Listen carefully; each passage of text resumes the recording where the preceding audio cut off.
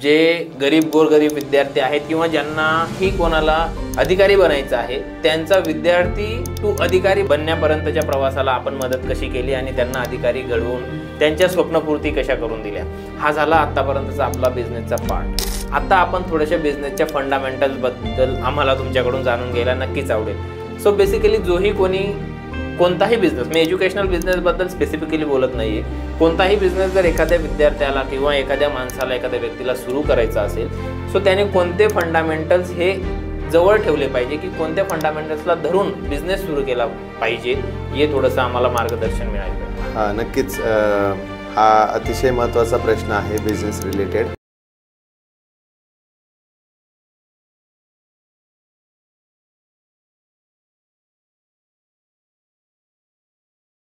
नमस्कार मित्रांनो, स्वागत आहे तुमचं पुन्हा एकदा द सोशल लेन्स या चॅनलवरती, ज्यामध्ये आपण स्टार्टअप डायरीज ही सिरीज सुरू केली आहे आणि त्याच माध्यमातून आपण वेगवेगळे जे नवीन नवीन स्टार्टअप्स आहेत, बिझनेस आहेत, त्यांचे को फाउंडर, ओनर आणि संस्थापक यांच्या आपण मुलाखती घेत असतो आणि त्यांनी त्यांच्या बिझनेस जर्नीची सुरुवात कशी केली, कोणत्या कोणत्या गोष्टींना ते सामोरे गेले आणि त्यांचा बिझनेस सक्सेसफुली ते रन कसे करतायत याबद्दल आपण या पॉडकास्टमध्ये जाणून घेत आहोत. तरी आज जे आपल्या बरोबर गेस्ट आले आहेत ते नाशिकच्या एज्युकेशन सेक्टरमध्ये खूप चांगली कामगिरी करणारे आणि जे काही कॉम्पिटिटिव्ह एक्झाम्स आहेत, जसं पोलीस भरती झाली, आर्मी भरती झाली, MPSCच्या एक्झाम्स झाल्या, UPSCच्या एक्झाम झाल्या, या विद्यार्थ्यांना मार्गदर्शन करण्यामध्ये त्यांचा मोलाचा वाटा आहे. नाशिकमध्ये त्यांची जी एज्युकेशन इन्स्टिट्यूट आहे, म्हणजे शिक्षण संस्था आहे, तिचं खूप जास्त नाव आहे आणि त्याच माध्यमातून ते बऱ्याच अशा गोरगरीब विद्यार्थ्यांना देखील त्यांच्या संस्थेच्या माध्यमातून शिक्षण प्रोव्हाइड करत आहे आणि त्यांच्या अधिकारी होण्याचे स्वप्न जे ते घेऊन त्यांच्याकडे येतात ते पूर्ण करण्यास त्यांना पूर्णतः सहाय्य करत आहेत. तर चला तर मग आपण आज आपल्या पॉडकास्टवर स्वागत करूया मिस्टर गुलाब देवरे सर यांचं. नमस्कार. नमस्कार. नमस्कार सर. आणि तुम्हाला अजून एक गोष्ट सांगू इच्छितो की हा पॉडकास्ट होणे हे बऱ्याच दिवसापासून पेंडिंग गोष्ट आहे. आमच्या बऱ्याच वेळेस प्लॅनिंग झाल्या की आपण पॉडकास्ट करूयात, पण काही अडीअडचणींमुळे, कामांमुळे हा पॉडकास्ट राहून जात होता होण्याचा, परंतु आज तो वेळ आला आहे आणि सर आपल्या बरोबर आहेत. तर आज आपण सरांकडनं बऱ्याच अशा गोष्टी जाणून घेणार आहोत जे आपल्याला माहिती नाही, नंतर बिझनेसमध्ये कसे ते आपल्या वेगवेगळ्या गोष्टी इम्प्लिमेंट करून पुढे जात आहेत आणि अजून त्यांचे विजन्स काय आहेत बिझनेसला घेऊन, त्यानंतर समाजाप्रती त्यांचे काय विचार आहेत हे पण जाणून घेणार आहोत. सो नमस्कार सर. नमस्कार. स्वागत आहे तुमचं द सोशल लेन्स चॅनलवरती.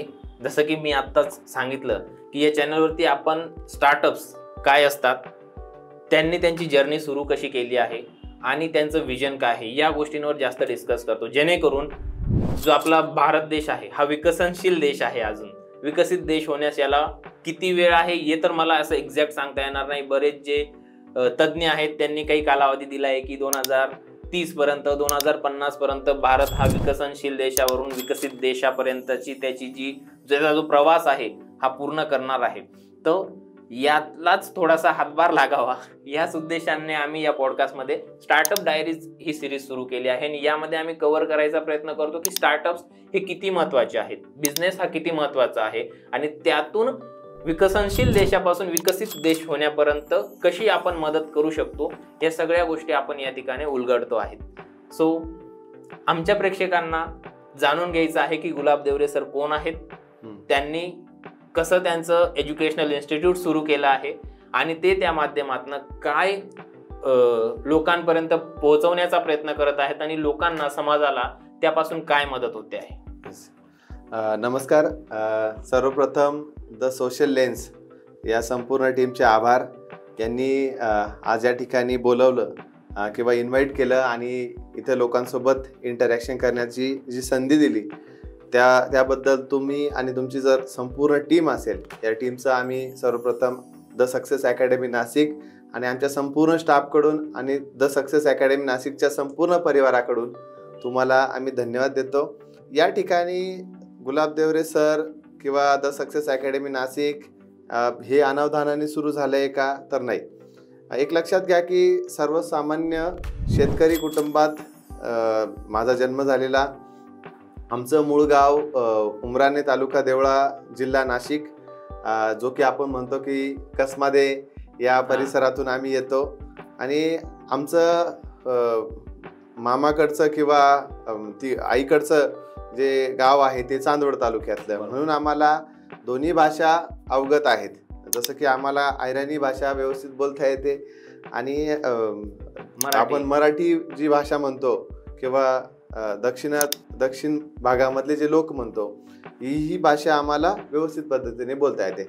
आता तुम्ही म्हणाल की सर तुम्ही दोन्ही भाषांचा उल्लेख करताय, कसमादेचा उल्लेख करताय किंवा चांदवड भागातील भाषेचा उल्लेख करताय, तर हे का? तर मी याचं रिलेव्हन्स मी तुम्हाला नंतर सांगेल की ज्यावेळेस मी या स्टार्टअपबद्दल बोलेल त्यावेळेस तुम्हाला सांगणारच आहे.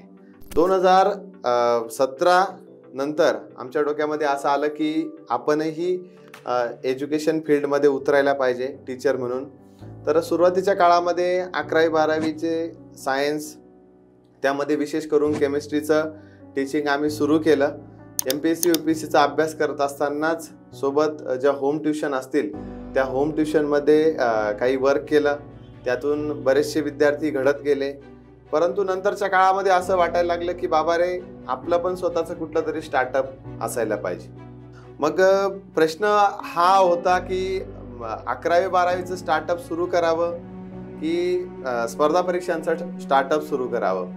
तर आमच्या एकंदरीत लक्षात आलं की संपूर्ण तालुक्यातून किंवा संपूर्ण जिल्ह्यातून 2-4-5 IAS अधिकारी किंवा UPSC उत्तीर्ण होणारे विद्यार्थी असतील. MPSCचं कम्पेअर केलं तर त्यातून एक 15-20 विद्यार्थी MPSCतून उत्तीर्ण होणारे असतील.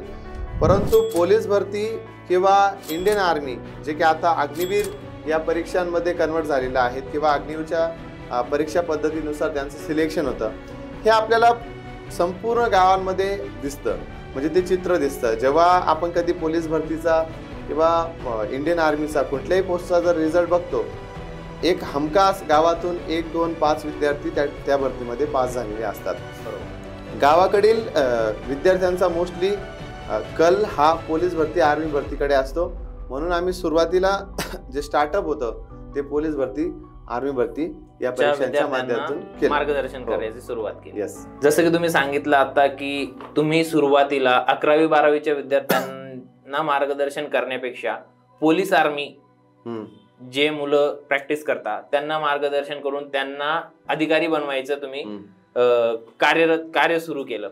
तर याच्या अगोदर माझा एक प्रश्न आहे की जसं तुम्ही बोलता बोलले की स्पर्धा परीक्षांची तयारी करत असताना, म्हणजे तुम्ही देखील स्पर्धा परीक्षांची तयारी केली, या आम्हाला सगळ्यांना माहितीच आहे. तसं आम्हाला ती जर्नी जाणून घ्यायला आवडेल की तुम्हाला स्पर्धा परीक्षांबद्दल माहिती कशी आली. जसं की आपले कसमाते पट्टा आहे, सो एवढा एज्युकेटेड पट्टा नाहीये जेवढा, म्हणजे या गोष्ट एज्युकेशनचा गोष्ट जाऊ द्या, परंतु या पोलीस आर्मी शिवाय MPSC काय असते, UPSC काय असते, या गोष्टी ऍक्च्युली तिथे माहिती नसतात. सो तुम्हाला त्या गोष्टींमध्ये म्हणजे त्या गोष्टीची माहिती कसं काय आली? तुम्ही UPSCचा अभ्यास केला आहे, सो ती जर्नी कशी आहे, तो अभ्यास कसा झाला, त्यासाठी तुम्ही काय काय केलं हे जाणून घ्यायला नक्की आवडेल. सर्वप्रथम तर माझं एज्युकेशन मी सांगतो. ग्रॅज्युएशन हे माझं BSc केमिस्ट्रीमधून झालेलं आहे आणि जे पोस्ट ग्रॅज्युएशन आहे ते माझं MSc ऑर्गॅनिक केमिस्ट्रीमधून KTHM कॉलेज नाशिक या ठिकाणावरून मी 2013 साली पास आउट झालेलो आहे. 2013 नंतर पुढे काय करायचं?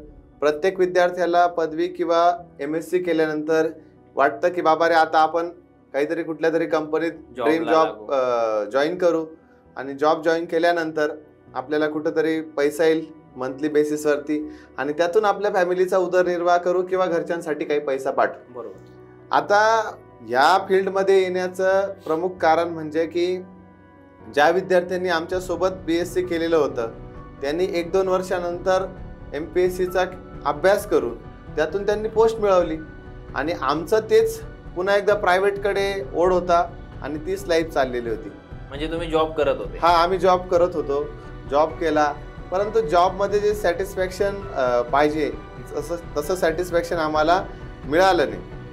म्हणजे तेच पुन्हा एकदा सोमवारी जॉब सुरू करायचा, शनिवारपर्यंत करायचा, शनिवारी सुट्टी असायची, पुन्हा रविवारी सगळी दुनिया एन्जॉय करते आणि आम्ही पुन्हा MIDC मध्ये जाताना म्हणजे हे कुठंतरी एक चित्र मला असं वाटलं की एकच जिंदगी आहे आणि हे काय. आणि माझं आधीपासून स्वप्न होतं. तसं मी 12वी नंतर पोलीस भरतीच्या काही एक्झाम्स असतील किंवा इंडियन आर्मीच्या नॉर्मल ज्या GDच्या एक्झाम असतील त्या मी दिलेल्या होत्या.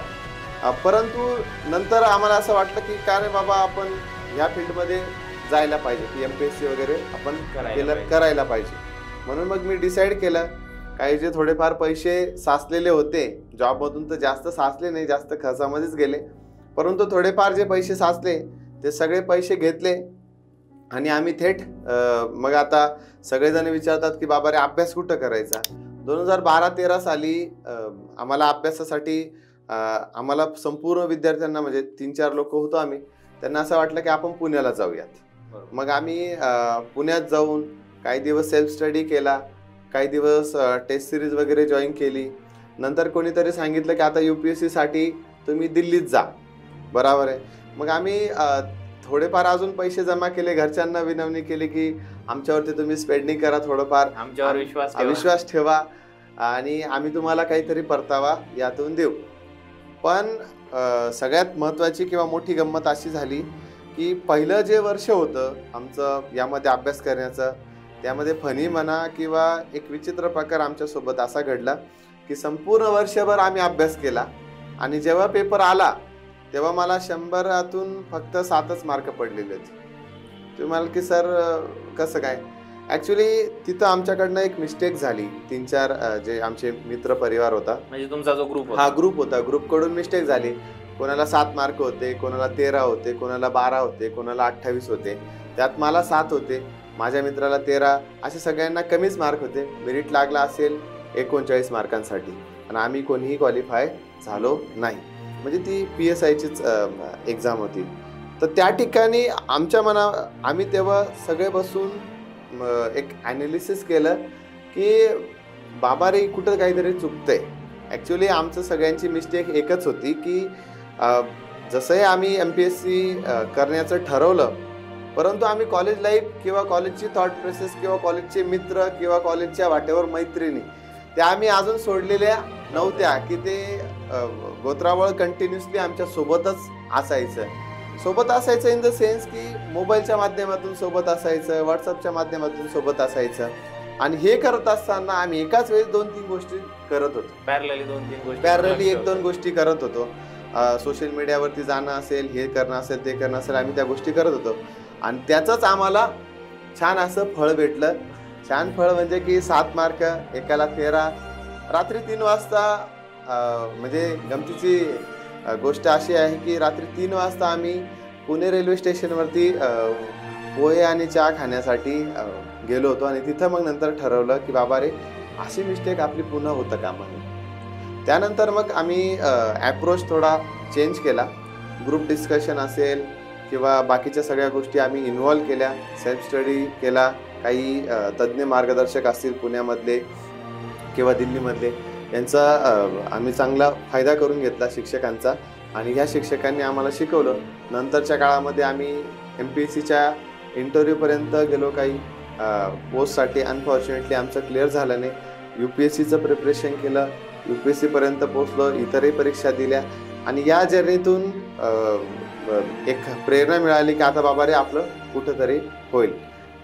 पण म्हणतात ना की कावळा बसायला आणि फांदी तुटायला, तसं कोरोना एक आमच्या इथे गरजाबाई म्हणूनच आला की काय असं वाटलं. आणि कोरोना आल्यानंतर आम्ही सगळे डिस्टर्ब झालो, ज्याने त्यांनी आपली बॅग भरली.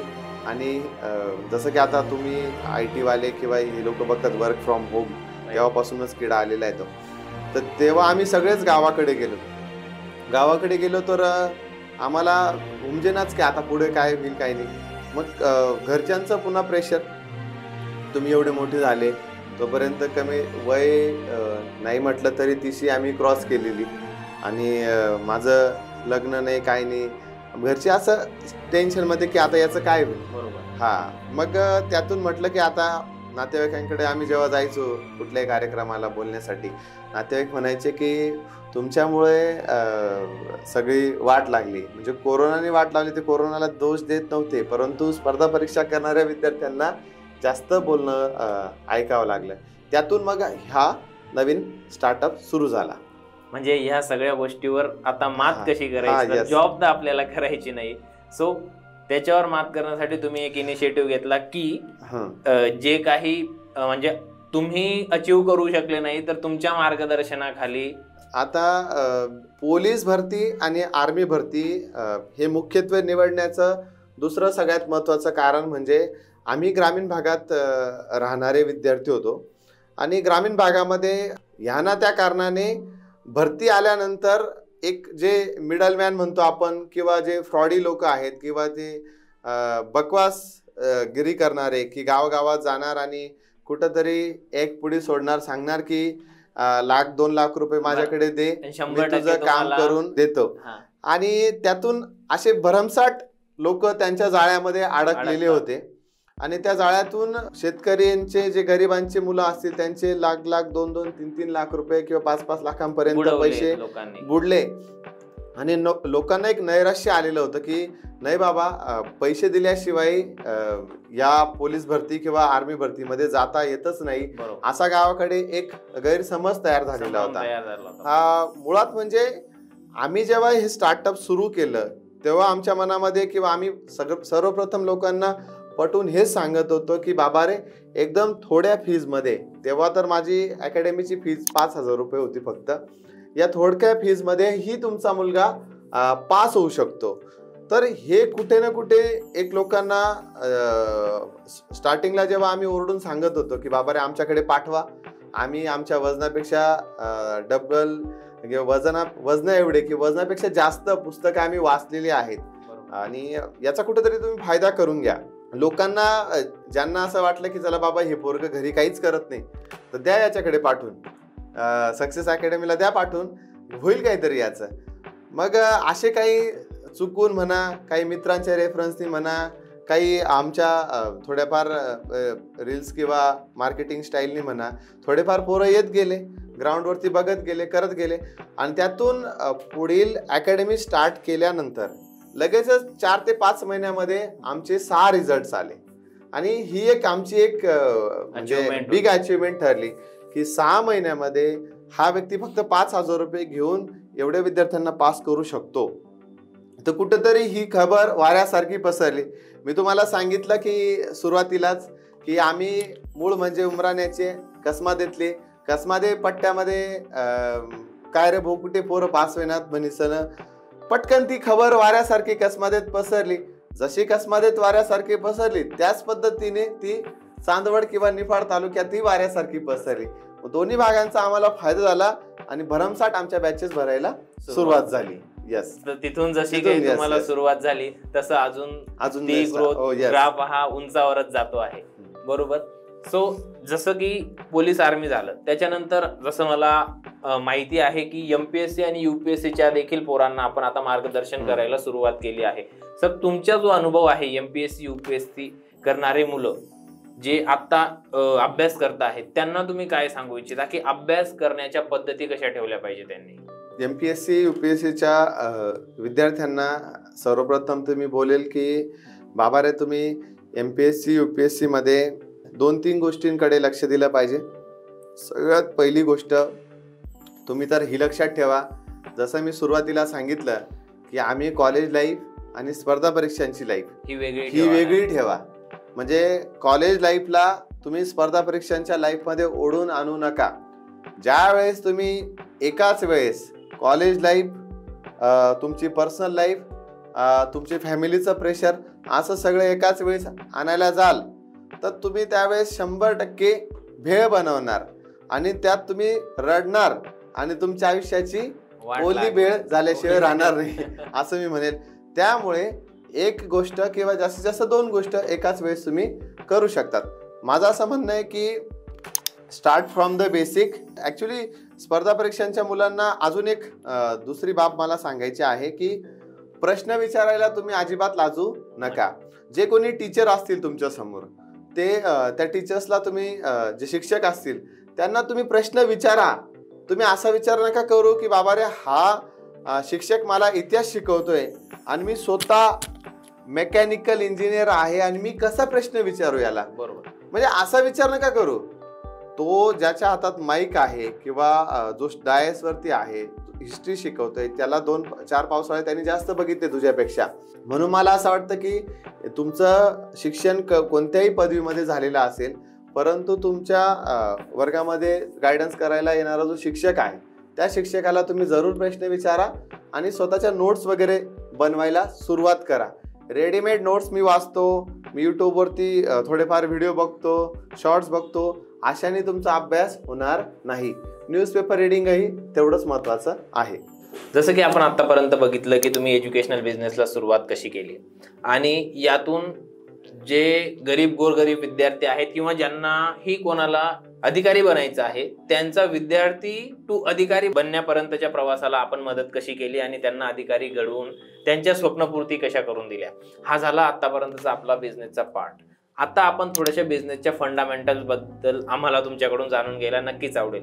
सो बेसिकली जोही कोणी कोणताही बिझनेस, मी एज्युकेशनल बिझनेस बद्दल स्पेसिफिकली बोलत नाहीये, कोणताही बिझनेस जर एखाद्या विद्यार्थ्याला किंवा एखाद्या माणसाला, एखाद्या व्यक्तीला सुरू करायचा असेल, सो त्याने कोणते फंडामेंटल्स हे जवळ ठेवले पाहिजे की कोणत्या फंडामेंटल्सला धरून बिझनेस सुरू केला पाहिजे, हे थोडंसं आम्हाला मार्गदर्शन मिळालं पाहिजे. हा, नक्कीच. हा अतिशय महत्त्वाचा प्रश्न आहे बिझनेस रिलेटेड. मी या प्रश्नाचं उत्तर देताना तुम्हाला सांगेल की ज्या वेळेस पहिली इंटरॅक्शन तुमची कस्टमर सोबत किंवा लोकांसोबत होते आणि पहिल्या इंटरॅक्शनच्या वेळेला तुम्ही कस्टमर सॅटिस्फॅक्शन किंवा कस्टमरला ज्या गोष्टी तुम्ही पटवून सांगतात आणि जेव्हा कस्टमर ती गोष्टीचा उपभोग घेतं, सर्व्हिस सेक्टरचा असेल किंवा इंडस्ट्रीयल सेक्टरचा किंवा बिझनेस सेक्टरचा, कुठल्याही गोष्टीचा ज्यावेळेस एक उपभोग घेतो त्यानंतर त्याचं सॅटिस्फॅक्शन किती आहे, किती प्रमाणात झालं किंवा त्याला आपली सर्व्हिस कशी आवडली. लोकांना हे अपेक्षित नाही आहे की समजा बिझनेस फील्ड रिलेटेड की 100 विद्यार्थ्यांनी आपल्याकडे ॲडमिशन घेतलं, 100च्या 100 विद्यार्थी पास व्हावेत असं मुळीच लोकांनाही अपेक्षित नाही. ज्याचं कॅलिबर असेल आणि ज्याचं सातत्य असेल, प्रामाणिक प्रयत्न असतील, माझ्या अंदाजाने जास्तीत जास्त विद्यार्थी जिथं पास होतील ते एक सॅटिस्फॅक्शन असतं आणि तेच पुढे जाऊन नाव करतं. म्हणजे आपण कुठल्याही बिझनेसचं जरी बघितलं, सपोज टू बी एखाद्या शॉपची गोष्ट असेल किंवा कुठल्या एखाद्या बिझनेसची गोष्ट असेल, तुम्ही सर्व्हिस कशी देतात लोकांना. तुम्ही जशी ॲडव्हर्टाइजमेंटमध्ये ॲडव्हर्टाईज करताना सांगितलं की आम्ही ह्या गोष्टी अशा पद्धतीने देऊ आणि कस्टमर सॅटिस्फॅक्शन, कस्टमरसोबत असलेलं तुमचं कम्युनिकेशन हे खूप महत्त्वाचं असतं. जेव्हा एखादी गोष्ट समजा तुम्ही TV विकला आणि TV विकल्यानंतर कस्टमरला तुम्ही आधी असं सांगितलं होतं की याच्यावरती ह्या गोष्टी दिसतील, अशा पद्धतीने कनेक्ट होईल, USB कनेक्ट होईल, ब्लूटूथ कनेक्ट होईल, अशा सगळ्या गोष्टी तुम्ही लोकांना पटवून सांगितल्या आणि अनावधानाने घरी गेले ते 2-8 दिवस तो TV चालला आणि त्यानंतर त्याच्यात काही जर बिघाड झाली समजा, तर ते जनरली आपल्याला विचारतात की सर आमचा TV त्याला ब्लूटूथ कनेक्ट होत नाही किंवा व्हॉटएव्हर जे काही त्याच्यात त्रुटी असतील, त्यावेळेस तुम्ही लोकांसोबत कशा पद्धतीने डील करता या डीलवरती डिपेंड आहे की पुढचे कस्टमर तुमच्याकडे येणार का नाही. म्हणजे ही सगळ्यात मोठी बिझनेसची एक स्ट्रॅटेजी असते. आणि जर तुम्ही छोटा कुठलाही व्यवसाय करत असाल, छोटा असेल किंवा मोठा असेल, लोकांना तो पसरवणं किंवा लोकांपर्यंत तो पोचणं किंवा जे ग्राहक असतील, जे गरजेचे ग्राहक असतील त्यांच्यापर्यंत पोचणं, मी याबाबत तर तुमच्या टीमचं खास करून अभिनंदन करेन की तुम्ही नाशिकमध्ये डिजिटल सुप्रमसी नावाचं एक खूप छान प्लॅटफॉर्म तयार केला आहे की त्या प्लॅटफॉर्मच्या माध्यमातून तुम्हाला जे बिझनेस आहेत टार्गेट कस्टमरपर्यंत तुम्ही पोहोचू शकतात. बरोबर. आणि लोकांपर्यंत पोहोचण्याची जी कला आहे, आणि जर समजा डिजिटल युगातलं मला समजा आधुनिक नॉलेज नाही आहे समजा त्या फील्डमधलं, तर त्यासाठी तुमचे सारखे लोक आहेतच. बरोबर. मी जे कोणी नवीन बिझनेस किंवा एंटरप्रिन्युअर असतील किंवा ज्यांचा बिझनेस शांत असेल, खूप जास्त शांत असेल, तर त्या सगळ्यांना सांगू इच्छितो की त्यांनी डिजिटल सुप्रमसीच्या टीमला नक्कीच एकदा भेट द्या. तुम्हाला नक्कीच यातून फायदा होईल. मी फायदा होईल याचा एक सांगतो की मीही त्या गोष्टी थोड्याफार अनुभवल्या आहेत. सो बेसिकली फंडामेंटल मध्ये या गोष्टी जाणून घेणं गरजेचं आहे की जे सर्व्हिस तुम्ही लोकांना सांगता आहे की जेव्हा डील होण्याच्या अगोदर, कोणताही बिझनेस सुरू करण्याच्या अगोदर जे तुम्ही वचन देताय की गव्हर्नमेंट जेव्हा निवडणुकीच्या अगोदर आपल्याला जाहीरनामा दाखवतो की आम्ही काय काय करणार आहेत आमच्या निवडून आल्यानंतरच्या कालावधीत, तसंच जसं आपण बिझनेस सुरू करतो त्यावेळेस आपण ज्या गोष्टी कमिटमेंट करतो लोकांना किंवा सर्व्हिस ज्या आपण कमिट करतोय त्या प्रॉपरली जर केल्या तर बिझनेस हा चांगल्या रीतीने रन होतो. बरोबर. याच गोष्टी ॲक्च्युली फंडामेंटल्समध्ये या गोष्टी खूप मॅटर करतात की ज्याही काही तुम्ही गोष्टी कमिट करता आहेत त्या पूर्ण करून देण्याचा प्रयत्न करा, जेणेकरून जोही तुमचा कस्टमर आहे तो सॅटिस्फाईड असेल आणि तो तुम्हाला अजून रेफरन्सेस देईल किंवा तुमच्याकडे कंटिन्यू बिझनेस करत असेल. येस, बरोबर. याच्याच रिलेटेड अजून एक क्वेश्चन होता की तुमचा विजन काय आहे या एज्युकेशनल बिझनेसला घेऊन, और अजून काही तुम्हाला पुढे मोठं करायचं आहे जेणे आपल्या समाजाप्रती काही तुम्हाला चांगलं करता येईल किंवा देशाप्रती अजून काही गोष्टी चांगल्या करता येतील, याबद्दल तुम्हाला अजून काही तुमचे प्लॅन आहेत का? हा, नक्कीच. आम्हाला पॅन इंडिया लेवलला आमचं द सक्सेस अकॅडमी जी नाशिक पुरता मर्यादित आहे की संपूर्ण महाराष्ट्रासोबतच ती मर्यादित आहे सध्याच्या घडीला, ही आम्ही पॅन इंडिया लेवलला घेऊन जाऊ इच्छितो. त्याचं सगळ्यात महत्त्वाचं कारण म्हणजे की क्वांटिटी नंबर ऑफ स्टुडंट्सला जर आम्ही देऊ शकलो आणि त्या विद्यार्थ्यांचं करिअर घडण्यासाठी जर आमच्या ज्ञानाचं किंवा आमच्या टीमचे जे नॉलेज आहे त्याचा कुठेतरी जर फायदा होत असेल तर पॅन इंडिया लेवलला आम्हाला पोचायला नक्कीच आवडेल.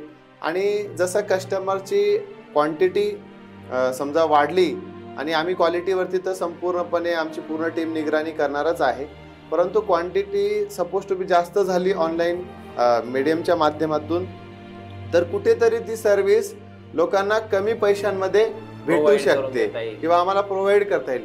या दृष्टीने आमचं विजन असेल. मोस्ट ऑफ द आमचा जो टार्गेट ऑडियन्स आहे किंवा टार्गेटेड जो सोसायटी आहे ती शहरी गरीब आणि ग्रामीण भागातील लोक हे आहेत. कारण जे ऑलरेडी बिझनेस टायकून्स आहेत, खूप मोठे मोठे बिझनेस होल्डर्स आहेत किंवा जे ऑलरेडी अप्पर मिडल क्लास आहे ते कुठेतरी ॲब्रॉड कुठेतरी मेट्रो सिटीजमध्ये राहणं प्रेफर करतात. मोस्ट ऑफ द टाईम त्यांना जास्त इंटरेस्ट यामध्ये नाही आहे. मोस्ट ऑफ द टाईम मी पुन्हा एकदा सांगतो की मोस्ट ऑफ द पीपलला गव्हर्नमेंट जॉब्स किंवा ग्रुप सी किंवा इंडियन आर्मी किंवा पोलीस यामध्ये सर्व्हिस करण्याचा त्यांचा इंटरेस्ट त्या मानाने कमी आहे. जे की ग्रामीण भागात जास्त क्रेज आहे, शहरी गरीब वस्त्यांमध्ये ज्याचं जास्तीत जास्त क्रेज आहे, त्या टार्गेट ऑडियन्सला आम्ही ही सर्व्हिस देऊ इच्छितो. बरोबर. माझा आज प्रश्न असा होता की एज्युकेशनल फील्ड व्यतिरिक्त अजून काही करण्याचा तुमची इच्छा आहे का? हा, एज्युकेशन फील्डच्या व्यतिरिक्त आम्हाला अजून 1-2 स्टार्टअप्स आहेत आमचे की त्या स्टार्टअप रिलेटेड आम्ही वर्क करणार आहोत. आमचं एक सोशल वर्क चालणार आहे जे की आपल्या NGO टाईप. ते अजून आमचं एक रफ डॉक्युमेंटेशन आहे, ते डॉक्युमेंटेशन बनतं आहे. त्या माध्यमातून आम्ही साधारणतः काही मुलींना किंवा 150 मुली आणि 50 मुलांना आम्ही दत्तक घेणार आहोत आणि त्यांचं एज्युकेशन आम्ही फ्री ऑफ कॉस्ट करण्याचा प्रयत्न करू, जेणेकरून तो मेसेज समाजापर्यंत पोहोचेल आणि 50 विद्यार्थी घडले त्यातून तर 50 कुटुंब सुधारतील. 50 कुटुंब सुधारतील तर त्यांच्यासोबतचे अजून 5-5 कुटुंब त्यात इन्व्हॉल्व होतील. अशा पद्धतीने समाजाचा एक भाग म्हणून आपण जर समाजाकडून कुठली गोष्ट घेतोय तर आपणही समाजाला परतावा हा नक्कीच केला पाहिजे. ते एक बनतो. यस सर, हे तर झाले तुमचे विजन्स आणि गोल. आता जेही काही नवीन उभरते बिझनेस टायकून्स आहेत जे आपला व्हिडिओ बघता आहेत त्यांच्यासाठी काही तुम्ही बुक्स रिकमेंड करू शकता का, जे बुक्स वाचल्याने त्यांची बौद्धिक पातळी म्हणजे विचार करण्याची क्षमता वाढेल? नाही बिझनेस रिलेटेड नाही सांगत मी, एक असं जेन्युइन बुक जे तुम्हाला वाचून खरंच आत्मविश्वास येतो आणि मोठ्या गोष्टी, एक ठराविक गोष्टी ज्या आता रेग्युलरली ॲव्हरेज लोक विचार करतात की एक चांगली नोकरी पाहिजे, चांगलं घर पाहिजे, गाडी पाहिजे आणि मी सेटल. बरोबर आहे, असं ॲव्हरेज लोकांचं आपल्या पॅरेंट्सचं आपल्यावरती म्हणजे आतापर्यंत तसंच ऐकत आलंय, मुलंही तेच करण्याचा प्रयत्न करतात. सो अशा काही बुक्स आहेत का ज्या तुम्ही वाचल्या आहेत आणि त्यांचा इम्पॅक्ट मुलांवर होईल आणि त्यांचे विचार थोडेसे मोठे होते? ओके, मी त्यातलं एक पहिलं पुस्तक जे आहे ते तुम्हाला रिकमेंड करेल की रिच डॅड आणि पुअर डॅड एक ते बुक आहे. त्यानंतर एक मराठीमधलं खूप छान पुस्तक आहे प्रभावी बोलण्याचे 40 सूत्र, म्हणजे ज्यातून कम्युनिकेशन खूप चांगल्या पद्धतीने होऊ शकतो बिझनेस रिलेटेड. त्याच्यानंतर एक ॲटॉमिक हॅबिट्स म्हणून एक बुक आहे. ते बुक आम्ही नक्कीच रेफर करू. त्यानंतर एक पुढचं बुक आहे की द सिक्रेट नावाचं. बरोबर. ते बुकही तुम्ही रीड केलं तर आध्यात्मिक पुस्तक ज्याची तुम्ही तुमच्या बिझनेस रिलेटेड साथ देऊ शकतात, किंवा इथिकल बुक जे म्हणू आपण, ते भगवद्गीतेचा तुम्ही यामध्ये जरूर उल्लेख करायला पाहिजे. त्यातली तुमच्या भाषेत सरळ सोप्या भाषेमध्ये जी समजेल आणि ती तुम्ही वाचली पाहिजे. आणि पुढचं सगळ्यात महत्त्वाचं की जे संपूर्ण महाराष्ट्राचे आधारस्तंभ आहेत किंवा ज्यांची प्रेरणा घेऊन आपण डेली जीवनामध्ये जगत असतो, ते छत्रपती शिवरायांचं पुस्तक, त्यांच्या आयुष्यातले कुठलेही पुस्तकं, त्यातून द शिवाजी द मॅनेजमेंट गुरु नावाचं बुक आहे. ते पुस्तक तुम्ही आवर्जून वाचायला पाहिजे. त्यात छत्रपती शिवाजी महाराजांनी शिवकालीन ज्या गोष्टी अशक्यप्राय वाटत होत्या, अशा गोष्टी खूप मोठ्या विजनरी लेवलने विचार करून त्या जगासमोर मांडल्या. त्या काळामध्ये मला असं वाटतं की ते अखंड हिंदुस्थानातील किंवा संपूर्ण जगभरातील एकमेव एवढं व्हिजन ठेवणारे असे राजे होते. त्या राजांबद्दलचं जर तुम्ही पुस्तकं वाचले तर तुम्हाला नक्कीच याचा तुमच्या बिझनेसमध्ये फायदा होईल. अजून या प्रश्नाला रिलेटेड मी एक दोन गोष्टी सांगू इच्छितो की तुमचा बिझनेस समजा तुम्ही सुरू केला, समजा तुमचा बिझनेस तुम्ही आज सुरू केला, तर तुम्ही एखादा महिना, 2 महिना, 3 महिना, 4 महिने, 5 महिने, 100 दिवस झाले, 200 दिवस झाले, बिझनेसमध्ये अपयश येतंय, अपडाऊन्स होत आहे, हे होतंय ते होतंय, तर मी असं वाचण्यात आलेलं आहे की कुठलाही बिझनेस तुम्ही जेव्हा रन करता त्यातून फायनली तुम्हाला आउटपुट किंवा प्रॉडक्ट येण्यासाठी तुम्ही पेशन्स ठेवणं खूप गरजेचं आहे. पेशन्स कुठपर्यंत ठेवायचे, तर एक सर्वसामान्य असं म्हटलं जातं की 1000 दिवसांपर्यंत तुम्ही पेशन्स ठेवले पाहिजे. जवळपास म्हणजे 3-3.5-4 वर्षापर्यंत तुम्ही पेशन्स हे ठेवलेच पाहिजे. पेशन्स म्हणजे कशा पद्धतीने की तुम्ही दररोज जाताय, दररोज तुमचा रेग्युलर वर्क करताय, प्रामाणिक वर्क करताय, लोकांना तुमची सर्व्हिस सांगताय, आणि असं जर तुम्ही 1000 दिवसांपर्यंत करत राहिलात तर नक्कीच तुमच्या बिझनेसमधून तुम्हाला एक चांगल्या पद्धतीने आउटकम मिळेल. आता मोस्ट ऑफ द टाइम किंवा बहुतेक आपण बघतो की हॉटेल इंडस्ट्रीमध्ये सर्वाधिक स्टार्टअप येतात, हॉटेल इंडस्ट्रीमध्ये सर्वाधिक स्टार्टअप बंद होतात. म्हणजे ते शेअर मार्केट पेक्षा व्हायलेटेड बिझनेस आहे हॉटेल इंडस्ट्रीमध्ये. जर तुम्ही नाशिकहून त्र्यंबकपर्यंत जर पोहोचत असाल, किंवा कधीतरी जे ऑडियन्स त्र्यंबकला आले असतील त्यांना मी सांगू इच्छितो की नाशिकपासनं तुम्ही त्र्यंबकला जेव्हा जाता तर तुम्हाला साधारणतः 200-300 मीटरवरती एक हॉटेल दिसतं रस्त्याच्या दोन्ही बाजूंना. परंतु यातल्या किती हॉटेल चालू आहेत आणि किती हॉटेल्स बंद आहेत हे तुम्ही एकदा चेक करत नाही. माझं असं म्हणणं आहे की लोकांपर्यंत तुमची सर्व्हिस पोहोचवणं, कस्टमर सॅटिस्फॅक्शन, आणि लोकांना तुम्ही पटवून सांगणं.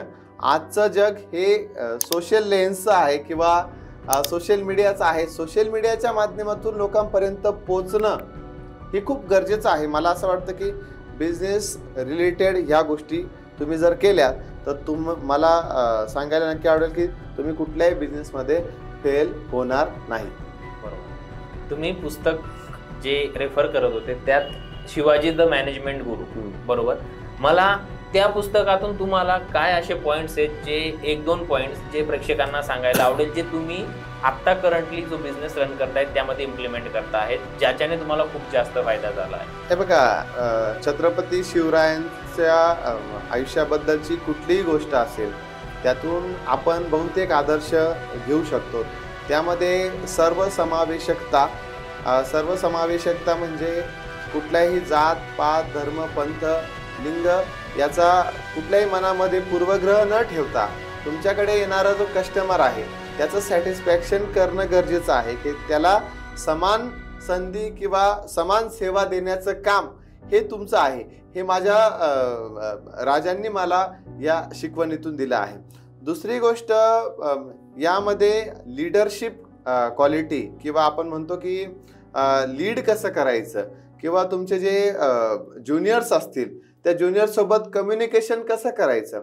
त्यानंतर पुढची गोष्ट एक लक्षात येते की तुमच्या बिझनेसमध्ये असलेले जे ज्युनियर्स आहेत तुमचे कलिग्स आहेत, कलिग्सवरती जबाबदारी कशी पेलायची किंवा टाकायची किंवा त्यांना कसं पटवून सांगायचं.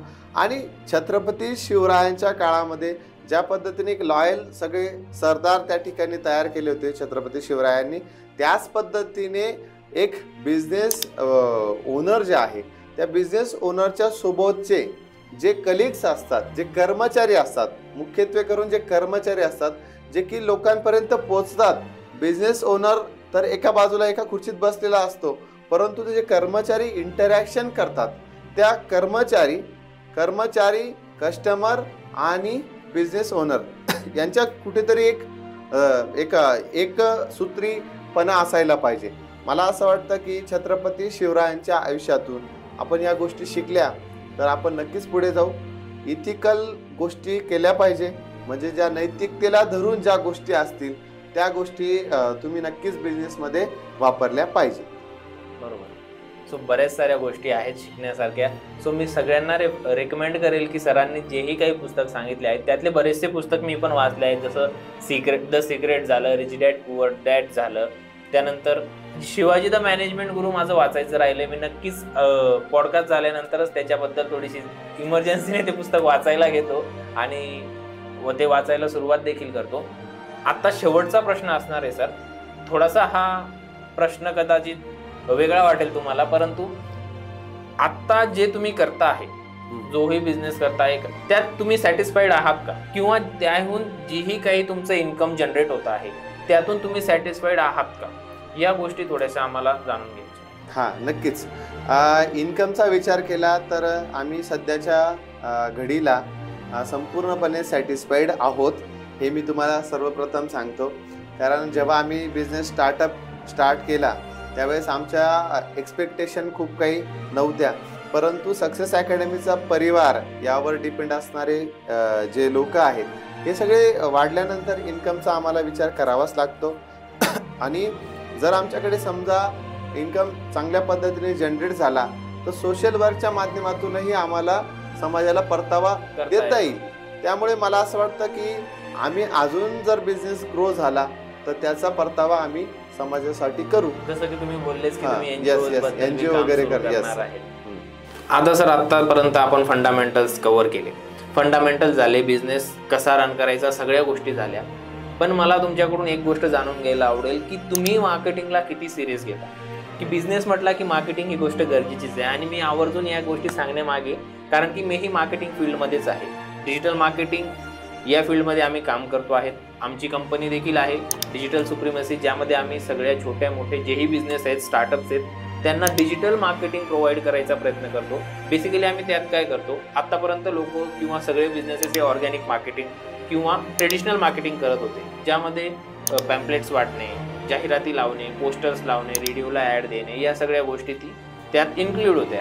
पण आता डिजिटल वर्ल्ड जसं बदलतं आहे, डिजिटलायझेशन जसं होतं आहे, इंस्टाग्राम फेसबुकचा जेवढा वापर वाढतो आहे, यूट्यूबचा गुगलचा जेवढा वापर वाढतो आहे, त्यांची या माध्यमांची, व्हॉट्सअपची या माध्यमांची हेल्प घेऊन देखील आपण आपल्या बिझनेसची मार्केटिंग कशी करू शकतो डिजिटल पद्धतीने कमी खर्चात. बेसिकली हा सगळ्यात महत्त्वाचा पॉईंट आहे. कारण की लोक जर होर्डिंग्स लावायला जातात 50 बाय 50च्या, तर त्याचे महिन्याचे भाडंच 50-50 हजार असतं, आणि त्याच्या 10x कमी, म्हणजे कमीत कमी 5-6 हजार रुपयात किंवा 10 हजार रुपयात त्याच्यापेक्षा जास्त रिझल्ट आपण डिजिटल मार्केटिंग करून कसे आणू शकतो, याबद्दल आम्ही लोकांना गाईड करतो आणि बिझनेस डेव्हलपमेंटला मदत करतो. सो तुमच्याकडून मला जाणून घ्यायला आवडेल की तुम्ही जो बिझनेस रन करता आहात सक्सेस अकॅडमीचा, त्यात तुम्ही मार्केटिंगला किती प्राधान्य देतात आणि कोणत्या कोणत्या गोष्टी इम्प्लिमेंट करतात. यस, नक्कीच खूप छान प्रश्न आहे. मी यामध्ये जसा बिझनेस मी सुरुवातीला सुरू केला तर या बिझनेसमध्ये आम्ही 40+40+20 अशा पद्धतीने पॅटर्न ठेवतो की 40% हे आम्ही फ्युचर ॲसेटसाठी काढून ठेवतो इन्कमच्या. त्यातील 40% आम्ही डे टू डे जे स्पेंडिंग असते बिझनेस रन करण्यासाठी त्या स्पेंडिंगवरती ठेवतो. आणि 20% अमाऊंट जी आहे आम्ही स्पेंड करतो की डिजिटल मार्केटिंगवरती. त्यातली मोस्ट ऑफ द डिजिटल मार्केटिंगवरतीच आमचा भर असतो.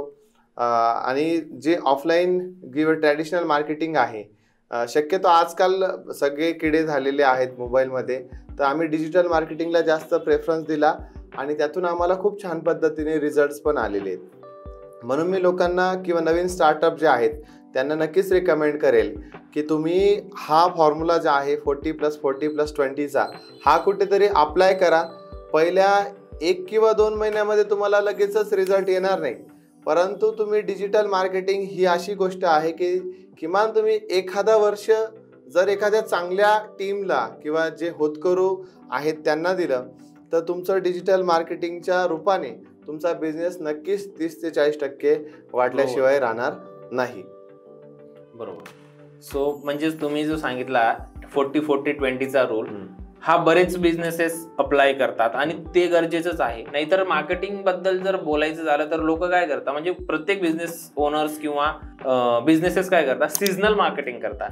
म्हणजे काय, आता ऍडमिशनचा फॉर एक्झाम्पल मी आता एज्युकेशनल बिझनेस बद्दल थोडं बोलतो. मी बऱ्याच एज्युकेशनल बिझनेसेस बरोबर काम करतोय, तुमच्या बरोबरही काम करतोय. सो मला आयडियाज आहेत लोक काय करतात, सीझनल बिझनेस समजतात त्याला, आणि जेवढ्यापर्यंत ऍडमिशनचा सीझन आहे तेवढ्यापर्यंत ते त्याच्यावरती खर्च करतात आणि नंतर वर्षभर मार्केटिंगकडे डुंकूनही पाहत नाही. मग त्याच्याने तोटा काय होतो, मी हे फक्त लोकांपर्यंत पोहोचवण्याचा प्रयत्न करतो. त्याच्याने काय होतं की ब्रँड हा म्हणजे कोणताही गोष्ट लोकांना पुन्हा पुन्हा दिसत राहिली तर ती पुढे जाऊन वापरण्याची त्यांची इच्छा होते किंवा ती सर्व्हिस घेण्याची त्यांची इच्छा होते किंवा प्रोडक्ट विकत घेण्याची इच्छा होते. फॉर एक्झाम्पल आता द सोशल लेन्स एक एज्युकेशनल बिझनेस आहे समजून घ्या.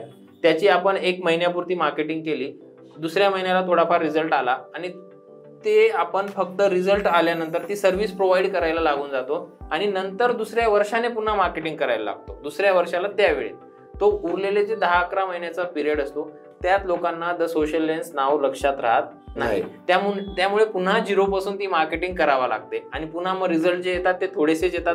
पुन्हा नेक्स्ट इयर थोड्याशावरच गुजारा करावा लागतो. व्हायसा वर्षा जर तुम्ही गेले की तेवढा जो पीक पिरियड राहतो तिथे थोडीशी जास्त स्पेंडिंग करा जेणेकरून तुमचे रिझल्ट चांगले राहतील. आणि उरलेला जो तुम्हाला वाटतोय की यावेळेस तुमचा बिझनेस फक्त तुम्हाला लोकांपर्यंत पोहोचवायचा आहे, त्यावेळेस तुम्हाला ऍडमिशन्स होत नाही किंवा कोणत्याही गोष्टी सीझनल जरी असला पण लोकांपर्यंत दिसत राहणं गरजेचं आहे, जेणेकरून नेक्स्ट टाइम जेव्हा तुम्ही पुन्हा बॅचेस सुरू करायचा वेळ असतो त्यावेळेस एक्सपेक्टेड रिझल्टपेक्षा 10x रिझल्ट तुम्हाला येत असतो. सो या गरजेच्या गोष्टी लोकांनी किंवा बिझनेसेसनी लक्षात घेणं खूप गरजेचं आहे. हो, बिझनेसमध्ये एक गोष्ट कुठली लक्षात ठेवा की कुठलाही बिझनेस असेल, तुमच्या बिझनेसची चर्चा ही समाजामध्ये झालेली पाहिजे.